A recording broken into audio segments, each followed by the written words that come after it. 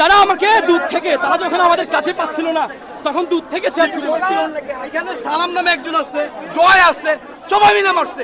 বাংলাদেশ চলচ্চিত্র শিল্পী সমিতির শপথ গ্রহণ অনুষ্ঠান হয়ে গেল এফডিসিতে। আজ বিকেলে প্রথমে কাজী হায়াত চলচ্চিত্র পরিচালক সমিতির সভাপতি, তিনি শপথ পড়ান চলচ্চিত্র শিল্পী সমিতির নবনির্বাচিত সভাপতি মিশা সওদাগরকে।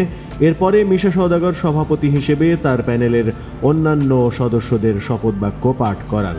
কিন্তু এই শপথের দিন অরাজক পরিস্থিতি তৈরি হয়েছে এফডিসিতে। সন্ধ্যা নাগাদ খবর এসেছিল এফডিসিতে বেশ উৎসব উদ্দীপনার মাধ্যমে খাইদাই হচ্ছে, মিলাদ মাহফিল হচ্ছে, ডিপজল মিশা সওদাগর পরিষদের বিশাল আয়োজন চলছে। কিন্তু সন্ধ্যার পরপরই সাংবাদিকের ওপরে হাত তোলার অভিযোগ উঠেছে এবং গোটা এফডিসি একেবারে রণক্ষেত্রে পরিণত হয়। চেয়ার ছোড়াছড়ি, সাংবাদিকের ওপরে হাত তোলা, বিশেষ করে অভিনেতা শিবা শানু এবং ডিপজল মিশা সওদাগর প্যানেলের সাংগঠনিক সম্পাদক জয় চৌধুরী সাংবাদিকদের উপরে হাত তুলেছেন বলে অভিযোগ পাওয়া যায়। দৈনিক সমকাল এই তথ্য নিশ্চিত করে জানিয়েছে, শিবা শানু এবং জয় চৌধুরী সাংবাদিকদের উপরে চড়াও হন।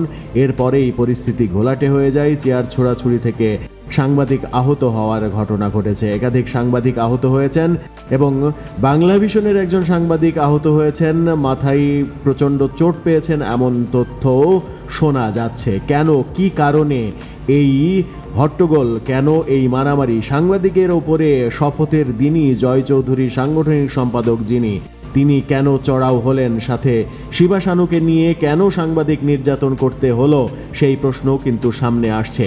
ডিপজল মিশা সওদাগর নির্বাচনের আগে থেকে অনেক আশার বাণী শুনিয়েছিলেন, কিন্তু শপথের দিনই সমস্ত আশার বাণী যেন মাটিতে মিশে গেল জয় চৌধুরী এবং শিবা শানুর এই কর্মকাণ্ডে।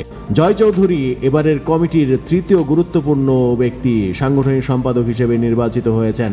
সাংগঠনিক সম্পাদকই যখন অসাংগঠনিক আচরণ করেন, তখন এই শিল্পী সমিতি দিয়ে কি উদ্ধার হবে এমন প্রশ্নও উঠতে শুরু করেছে।